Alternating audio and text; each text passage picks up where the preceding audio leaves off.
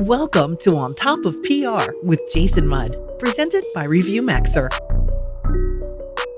Hello and welcome to On Top of PR. I'm your host, Jason Mudd. Today we're talking about data and storytelling on social media. Our special guest is Kate Myers-Emery, PhD. Kate is the Senior Digital Communications Manager at Candid. She leads the strategy, content production, and analysis of organic social media. Kate uses experimentation and data-driven storytelling to get people the information they need to do good. And Candid is a nonprofit providing comprehensive data and insights about the social sector.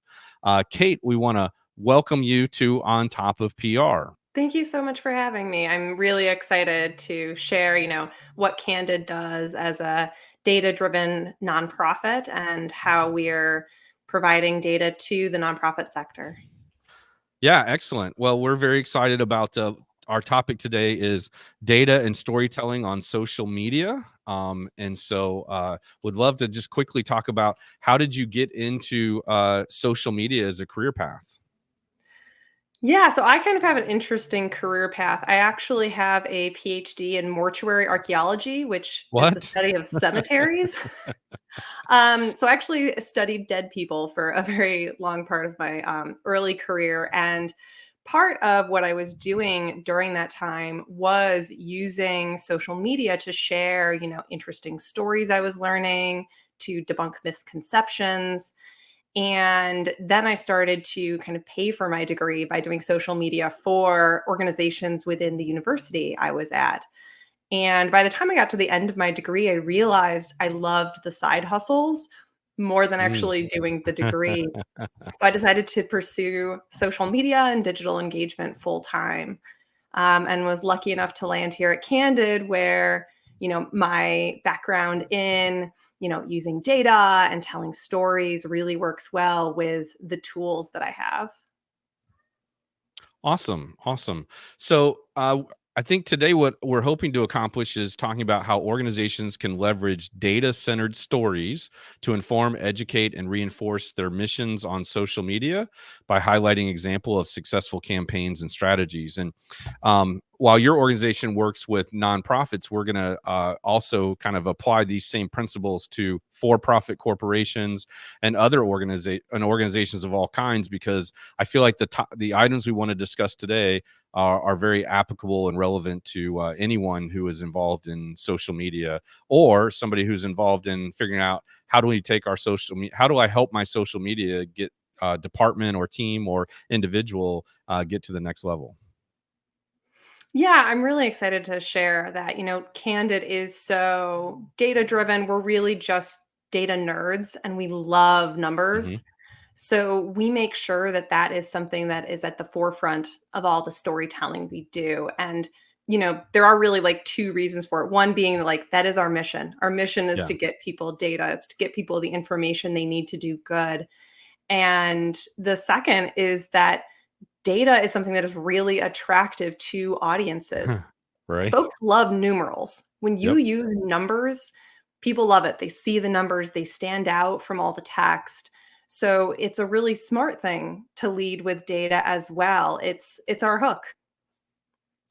Yeah, I like that. You raise a good point. So, I've always told people when you're communicating, there's kind of this idea of two personality types, one that is interested in emotion and the other one that's interested in logic. And if you can create like a Venn diagram where you're appealing to both at the same time without alienating one of the audiences, to me, that's been a good blend. Now, if you know more about your audience, then you can certainly tailor your messaging and position it towards their liking. But I always think that if there's a way where you can talk about the emotional side and the data points that support it, you're going to win over most audiences all the time. So how do you help people do this exactly? So if you think about it, like, you say people love data. I don't know. I don't know if I agree that people love it, but I think they like it when it helps them argue their case. I think it's helpful to have it in their tool belt, but I think they feel a little overwhelmed when they are trying to figure out, how do I get the data? Who can I get it from? Or how do I pull it off and all that stuff? So what would you say to somebody who might have a little anxiety about, kind of walking into a data driven or data centered conversation? Yeah, I think that's a great question. When you have so much data, it can feel a little bit overwhelming. And it's finding those one or two points that are really compelling. With data, I really like us to focus on just one thing. That's it. Mhm. Just pick Yeah. out one insight, one thing that we're leading with, and to not make it too complicated. Of just like, here's that really good one single point, and then we can use the rest of our social media posts to talk more about the nuance and to get that qualitative emotional side. We can kind of build on it. So I think, a first step with it is just like really understanding the data so that you know what you're getting into, if this is the appropriate one. If you have like folks at your organization who are involved more in data, talking with them, working Mhm. with them to get a more like nuanced view. That's something we do at Candid a lot is we work with the research team to figure out like, all right, this is the data point we think we like. Is this the actual good one for a story? Is this going to work for us?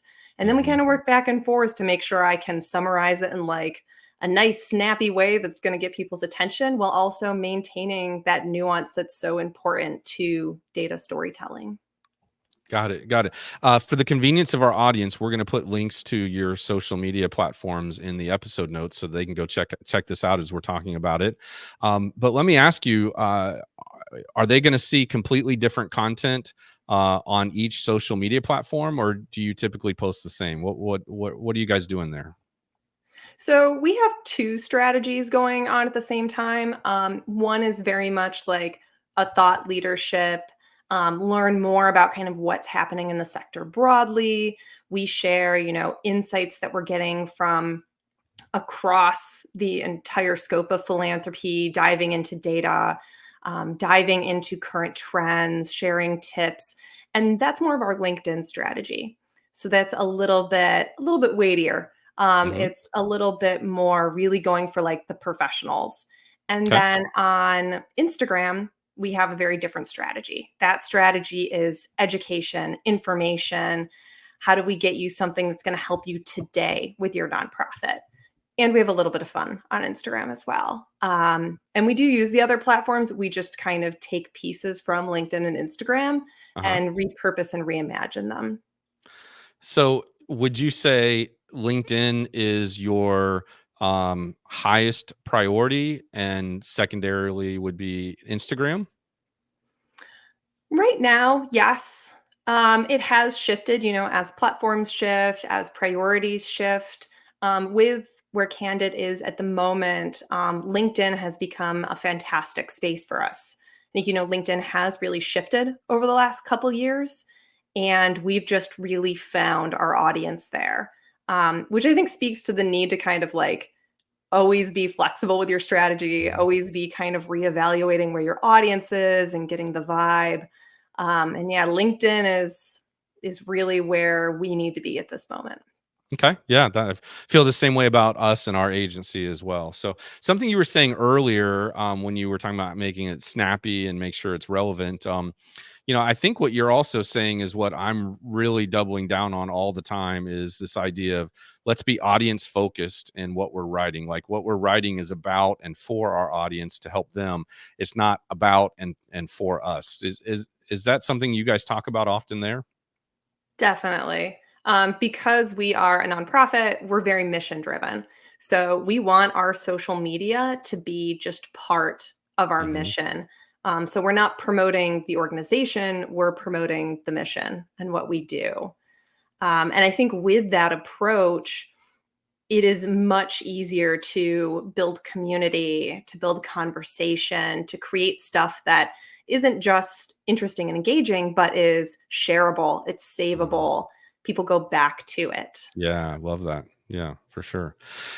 Yeah, that's really awesome. And you keep talking about mission, and I just want to remind our audience that whether you're a nonprofit or for profit, your organization should have a mission. And so, when Kate is talking about mission, don't think that doesn't mean or apply to you, because you're going to have a mission as well at your organization. All right, Kate. So the next question I have is, how can smaller social teams, which I think every social media team thinks they're small, when I talk to people I know at McDonald's or Ford or Nike, they're like, "Well, our budget's small." I'm like, "Yeah, right, okay." But how can smaller social media teams create a sustainable strategy that leverages their own data and effectively incorporates it into their storytelling on social media? Yeah, I think, like, yeah, everyone does feel just stretched as a social media team these days. Hmm. Nonprofiteers usually like we're social media teams of one. And there's a few things I think that are helpful for small teams. The first just being like reuse your content. If you have good content, if you've got a good data point, reuse it, update it every year, find ways, use that in a video, use it in a carousel, use it in a text-based post, use it in a graphic. I think people often get really scared that their audience is going to get bored, but less than 10% of your audience is seeing any one post. So you don't need to worry about boredom. You need to worry about repetition. You need to worry Yeah, about getting I these into totally people's agree. heads. So I think that's a big one is just like reuse content. The other thing is really to just not worry as much about expert advice because expert advice often is for bigger teams, folks with budgets. And if you don't have that, expert advice isn't as helpful. So like use as a starting point, more think about like, what is your audience like? You know, one of the things at Candid that gets pointed out to us a lot is that we have these carousels that are just black text on a yellow background. And routinely I'll get people saying like, hey, that's not really trending right now, but our audience loves it. They love it. It's their favorite post. When those educational carousels come out, it's the most likes of the week. And so we keep doing them. So, look at what your audience likes, use your data, focus on that instead of feeling like you got to keep up with the trends and you got to keep up with the hype. So when you're thinking about success with digital media and specifically social media, what kind of things are top of mind or on your dashboard of things you want to look at on a regular basis for your organization, and why does that matter? So, because we are really trying to inform, educate, build a community, build trust, I really look to things like saves and shares. I want to know if the content that we're pushing out, if it's creating conversation, if it's useful. That's what I want to see. I want to see like the really good comments that we're getting in saying like, "Oh, this was helpful. Can you answer this question as well?" I want to see if it's driving some curiosity. Yeah. Those for me are better measures than just, straight up engagement or impressions. Like, yes, Mhm. it's nice to see the big numbers, they can be shiny, but if I get some really good shares and a couple really good comments, that to me is a huge win. Do you ever go out to the marketplace and do questionnaires or survey or research of your audience to see what content they're looking for, or are you just basing it on level of engagement that you see? We're primarily basing it on engagement levels. So at the end of every year, I'll go through each platform and I'll look at, what were the top types of posts, what were the bottom ones, what type of post was it, what was the content, how was it done. Um, but we do every once in a while put out more like just general asks, usually at the end of the year, like, hey, what did you like? What do you want to see more of? And we have gotten some good feedback from that. I think, especially when we started doing video for the first time, we were asking for a lot of feedback of like, does anybody want this? Do you want to keep seeing my face talking about nonprofit tips? And we got really good responses from people. So we try to do a mix. Are you asking those through just the social media posts by themselves, like on its own unique post? Or are you putting at the bottom of a post? Is it a call to action in a video? Like, how are you asking that? We've done it in a few ways. Primarily, it's been a call to action in videos, but we've also done like Instagram stories, asking for feedback and using Mhm. kind of the tools that they have embedded in the stories to feel Okay. people out, give people different options because not everybody wants to share a comment. So Yeah. I like, Instagram stories has that nice slider, like it's low lift, it's Hmm. easy, it's Yeah. anonymous. Right. Right. Absolutely. So when you're, uh, you earlier you said you look at once a year, kind of look at what were the most engaging posts. Um, in the digital realm, is once a year good enough, or do you need to look more closely at it? Would you recommend looking more at a quarterly or monthly basis, and why or why not? So we do like a deep dive at the end of the Yeah. year where like I block my calendar off. I'm not speaking to anyone. I have 12 cups of coffee and I am in One per social month, is that what it media. is? And that's the big one. I'm kind of though on a week to week basis. I'm, what did good this week? I'm reporting out to the rest of the communications team. Here's what's doing well, here's what's not. Let's investigate and find out why. So we do kind of a low key weekly. We also look monthly to see, what was the top post, where are we? But that deep dive is once a year, and honestly, it's a capacity thing. If Yeah. if I had a team with more folks, we might be doing a deep dive a little bit more often. But I think you got to work to your capacity. If you can't take it on, then you can't do it. Yeah, exactly, exactly. All right, okay, we're going to take a quick break and come back on the other side with our and have our audience join us back. But when we come back, we're going to talk about data experimentation. We're going to talk about using visual, short form video, and so much more. So, looking forward to continuing the conversation with you. So, with that, we're going to take a quick break, and I'll be right back on the other side with more of On Top of PR. You're listening to On Top of PR with your host, Jason Mudd. Jason is a trusted advisor to some of America's most admired and fastest growing brands. He is the managing partner at Axia Public Relations, a PR agency that guides news, social, and web strategies for national companies. And now, back to the show. Welcome back to On Top of PR. We've got Kate Myers-Emery with us from Candid.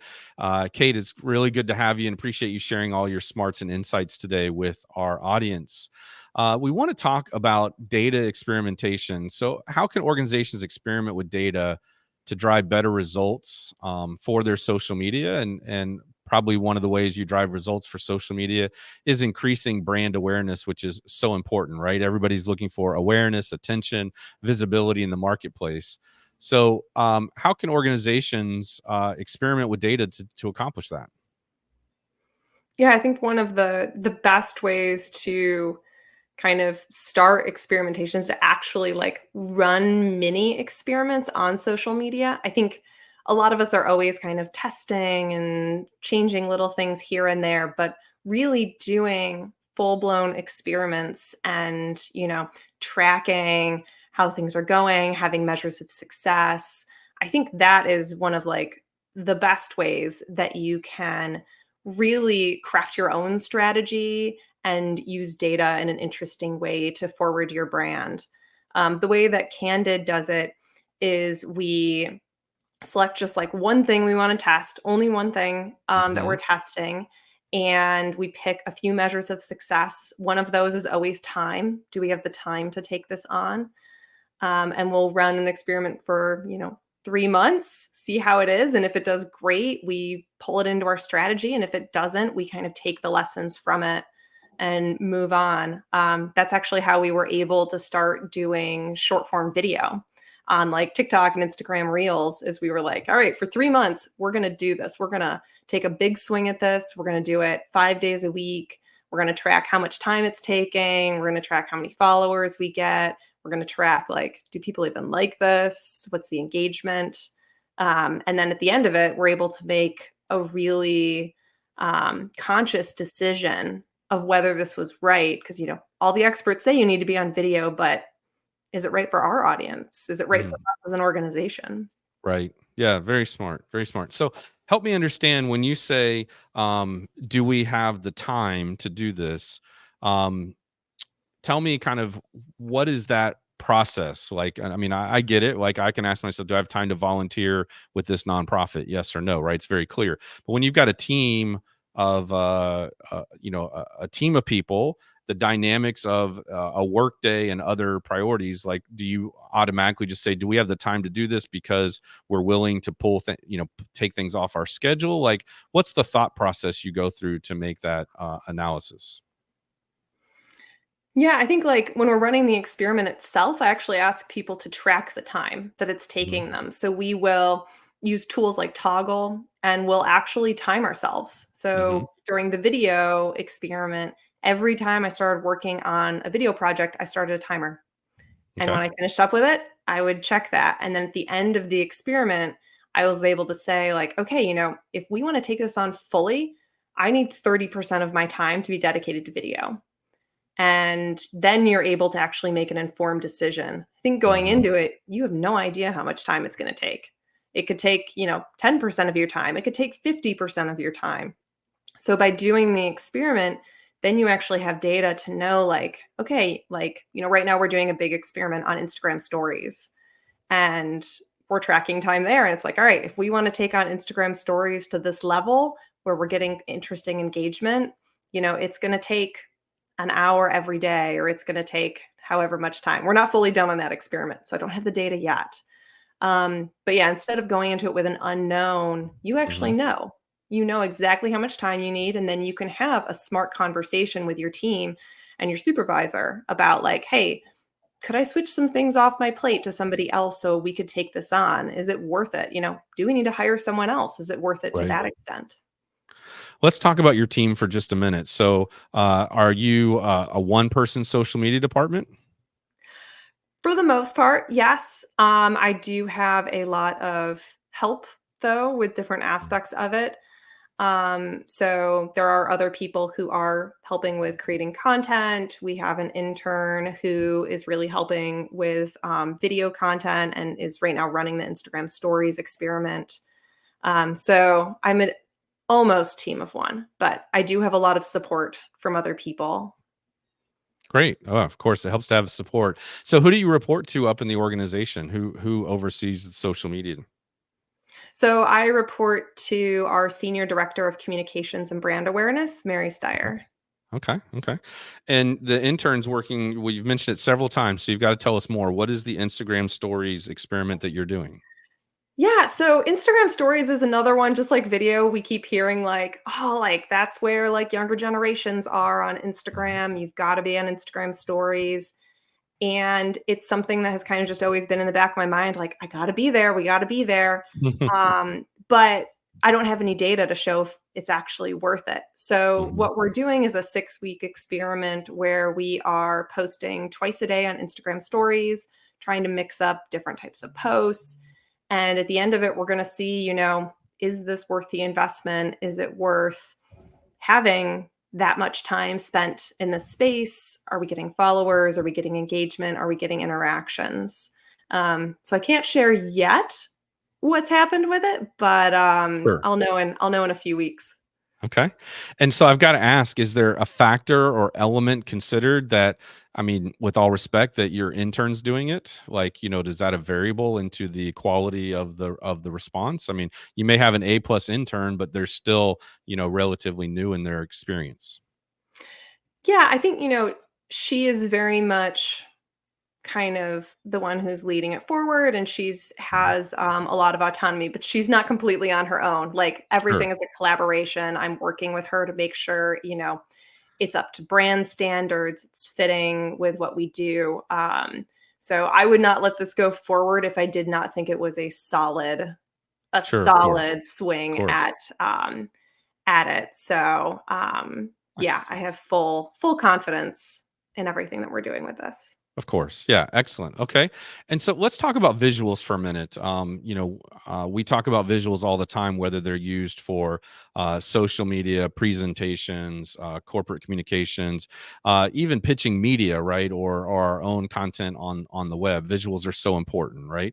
So, one of the questions we had here was, how can organizations without visually appealing content or subject consistently create engaging social media content? So, what are some of your tools, hacks, tips, or tricks for finding visuals when you're on a low budget or a tight timeline?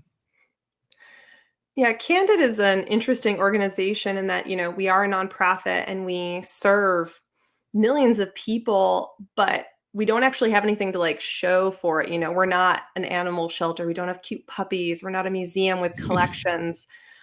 So we don't have something that you can like easily go out. We're not even all in the same office. We're remote. So it's Okay. even challenging to Yeah. like get get that type of content.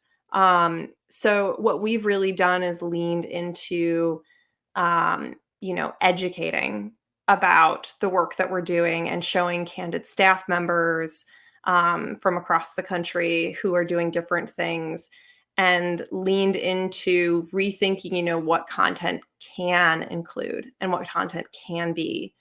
So we've done a lot of experiments with like graphic carousels and video and figuring out, how can we create that imagery? And honestly, a lot of it at the end of the day comes down to just really creative reuse. So Okay. if I have an idea, if I come up with something, if I create a video script, I'm going to make sure, that's not just one video, it's 3 videos. And there's a carousel and there's a text-based version and there's a graphic version. So I will pull every last thread I can. And then, Mhm. come the next year, we'll take that same content and potentially just repost it again, or we'll update it slightly. So yeah, I think if you don't have an easy source of content, you've just got to get like really creative about reuse. Yeah. Yeah. Okay. Excellent. Any special tips for remote teams and how you can get good visuals of your remote teams working or showing people in your organization when everyone's remote? Yeah, so Candid is mostly hybrid and remote. So we do have some team members that are in person, and we do have moments where we all gather together. So whenever we gather, I get as much content as I can. Right. That's all I'm doing. Like I'm walking around with my phone, and like people are, they're waiting for me to come up and ask for favors. So if I'm in the office, I'm going to get content for 15 videos and I'm going to take as many photos as I can. I also, I'm constantly asking people like, hey, you're going to this event. Can you take a photo? Hey, you're going to this. Will you get a quick video for me? Right. Right. I really do think social media is a team sport. It's not just on me. Like, I'm the person who's posting, I'm the person who's making sure it's on brand. But I think the whole organization should be really thinking about like, how do we put ourselves out there? What could we share? So I really invite that and really want to support that enthusiasm. So when Yeah. someone does Love it. share a photo, I make sure they know like, this was the best thing ever. Thank you for sharing it. Please give me more. Like, I Yeah. love this. I'll let them know after the fact, like, hey, here's how many likes you got. Here's what happened to this. Um, so I think it is like, get other people involved so that if there is that moment where like people are gathering or there is a cool opportunity, other people have social media on the brain. It's not just Mhm. me. Yeah. We have clients, one in comes to mind in particular that's got like 350 locations, right? And so we're always trying to train like, digital journalists, digital content creators, and just saying, hey, we need you to be our ambassador for social media at your location. And so, we would do lunch and learns and we would train them how to take better photos and how to think for the type of content that we would want to have photos of later or video of later, instead of hearing about how great the event was and da da da. And I'm like, oh, did you get video or footage or photos for us? And they were like, oh, I didn't even think about that. So we kind of started creating checklists and all these materials to equip, candidly, people who are office managers or sales managers or something else, in each market to feel empowered to do it. So that's something that I would highly recommend that our audience does as well, is kind of, make friends, make ambassadors and affiliates, if you will, in each of the locations who are willing to help you with that. So I know we talked a little bit about short form video already, but I do want to ask you, we know it's powerful. We know it works. So why do you think so many organizations are hesitant to embrace short form video into their marketing PR strategy, much less their social media strategy? I would think, if you've got a good social media strategy, top of mind is doing video, but maybe not. So why do you think there is that hesitation? I think there's, really good reasons for people to be hesitant about doing video. I mean, it takes time. It takes way more time than people think, even if it's just like, oh, it seems like a fun off the cuff video. Like, Yeah. it's probably not off the cuff. It's probably very practiced. And it also takes folks who want to be on camera. You have to have somebody who's enthusiastic. You can train someone to be better on camera. You can train someone to talk a certain way, but if they're not interested in it, if they're not enthusiastic, it's going to Yeah. show, and people are not going to like that. It isn't necessarily that it costs a lot. We use primarily like phones for what we're doing. I think it's the other investments in it that make people hesitant.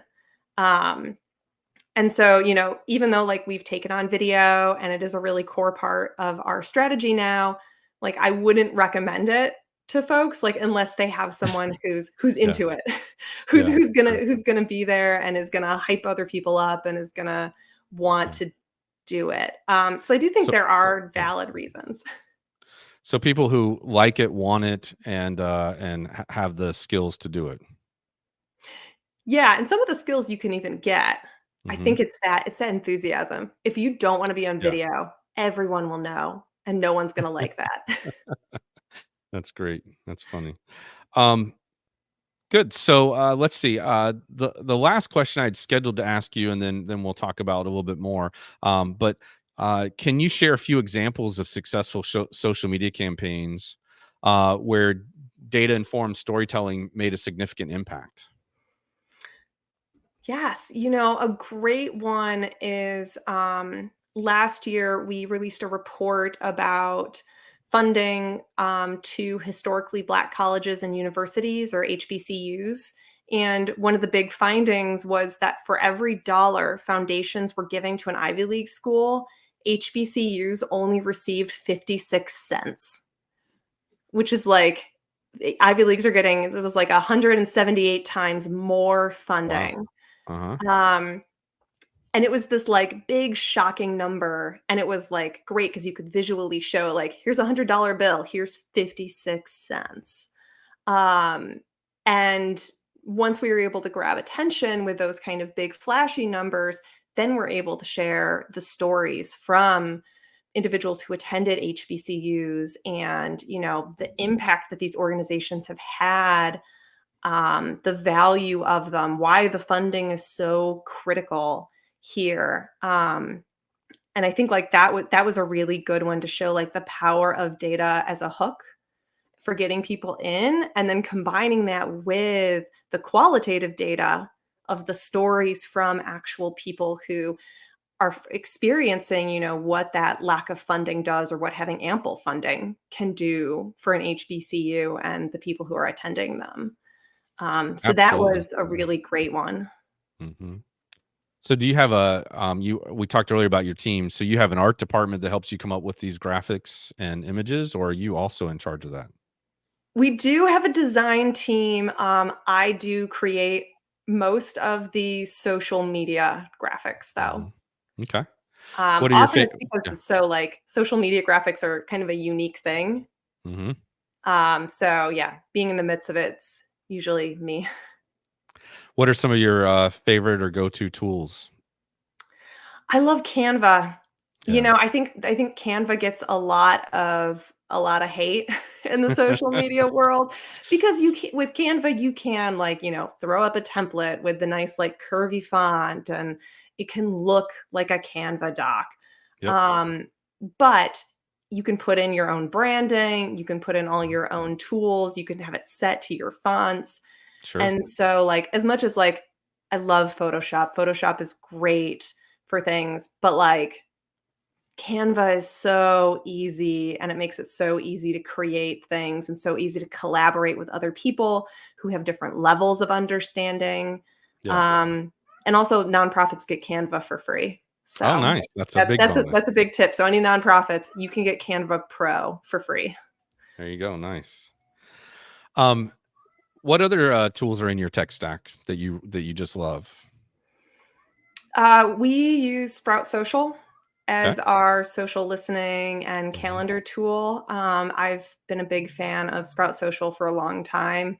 I think having a really good tool for social listening is just key so that you don't have to do it all by your hand and look for it.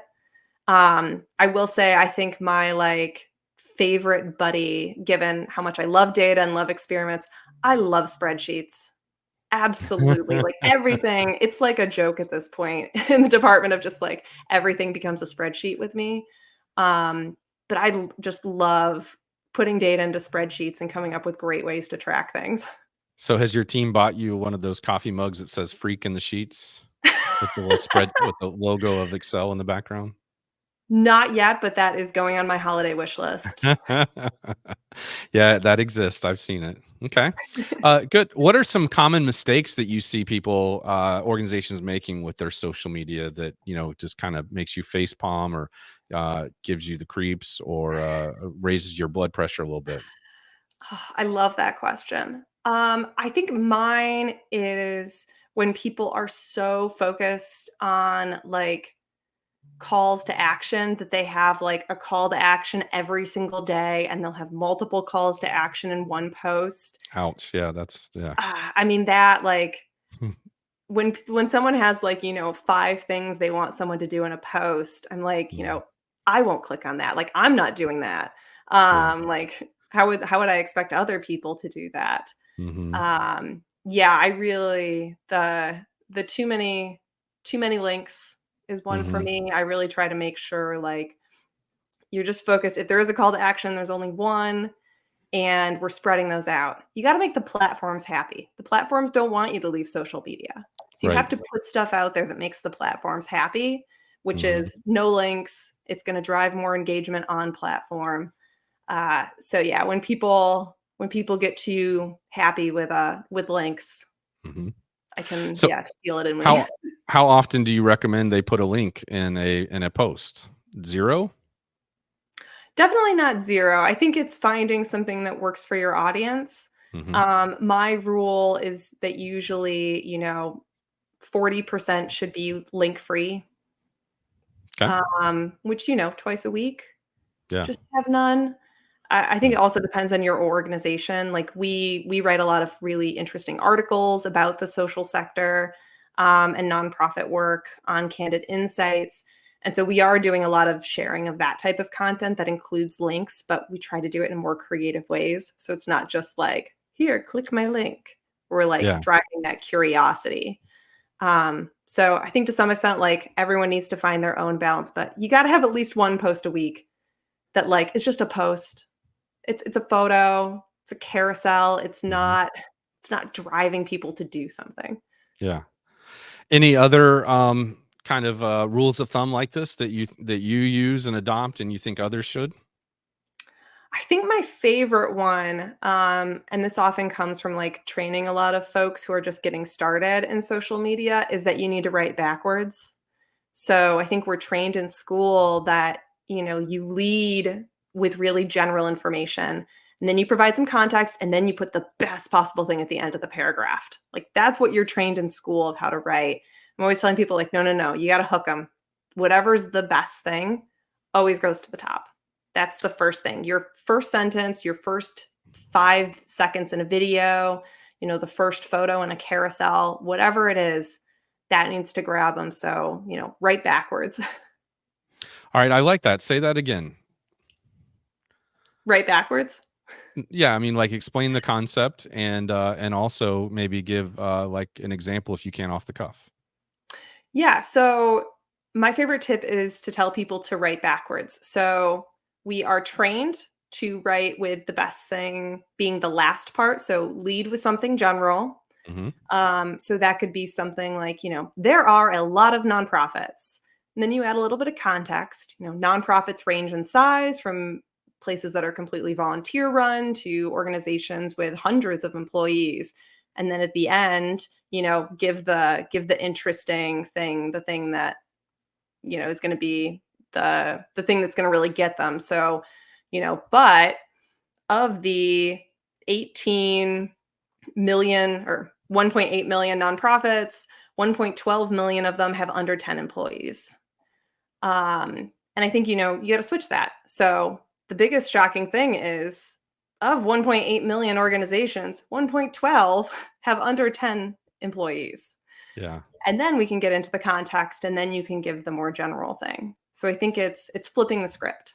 That's what I was gonna say. Flipping the script, or the plot twist at the beginning, right? So, you're hooking them in. So, well, I appreciate you sharing that, because I think that was a really good example of helping people kind of understand the idea there. And I thought at first you were going to describe inverted pyramid, but inverted pyramid is different, where you can just kind of like cut it in half, and it stands alone by itself, because you did put the most important parts at the beginning.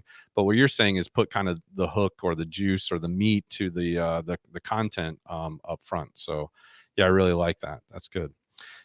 Kate, anything else that you feel inclined to share with our audience? Oh, wow.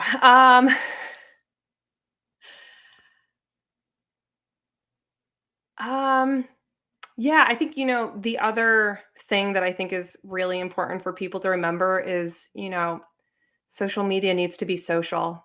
I think that's the other thing that I find myself repeating all the time is like, these are spaces for engagement and community, and especially post pandemic, like people want to connect with other people. They don't want to connect with faceless brands. Yep. So, finding ways to make your brand feel human centered. I mean, we are a data organization, we're data nerds, but we're also people persons. We are very human centered. We make sure that you see who's working at Candid, that you see who we are as people, and that we center the people that we're serving. And I think every organization should be thinking that way. And yeah, engaging people, finding ways to create conversation, create space for that. I think that is key to social media right now. Nice. Okay, I like that a lot. It seems so simple but so true, right? And I think I think it's very, very good to hear reminders, and to frequently remind our audience of the best things we can do are the simplest things. And I often talk about, like, how Apple does a really good job of keeping things very simple. There's always three options, right? If you start getting more than that, it starts to become analysis paralysis, and nobody wants to make a decision. And so the simple answer is usually the best answer. Exactly. Well, Kate, I've really enjoyed having you on the show. Tell our audience how they can get in touch with you if they're interested in asking you questions, or getting to know you better or your organization better. What are ways that they can get in touch? Well, definitely find Candid on social media.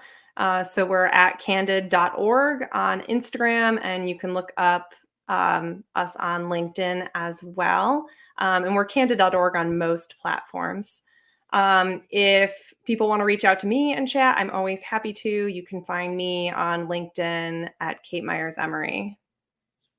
Perfect. Well, we'll be sure to put a link in the episode notes to everything we've talked about today, as far as any formal nouns or anything brands, so that people can easily find those. And we'll put links to your social media as well, so it's easy for people to find. But again, I appreciate you coming out today and joining us on the show. I appreciate our audience tuning in. I think this was a good episode. I know I picked up a few things that I'll nudge our social media team about and make sure that they're doing, and ask them to listen to this episode and see what nuggets and takeaways they might have heard that will be applicable to improving what we're doing, not only for our agency, but also for our clients. So, Kate, appreciate you being here today. Yeah, thanks so much for having me. It was great to have a conversation and fun to chat through these. Yeah, absolutely. Well, with that, that's another episode of On Top of PR. We really appreciate your support and faithfulness to our show. We are back after a little summer hiatus, and very excited to bring you new episodes every other week here with On Top of PR. If you benefited from this episode, please let us know how and why. But more importantly, take a moment to share this with a friend or colleague who you think would benefit from what we talked about today. And with that, I'm Jason Mudd from Axia Public Relations signing off, and wishing you the best in staying on top of PR. Be well. This has been On Top of PR with Jason Mudd, presented by ReviewMaxer. Be sure to subscribe so you don't miss an episode, and check out past shows at ontopofpr.com.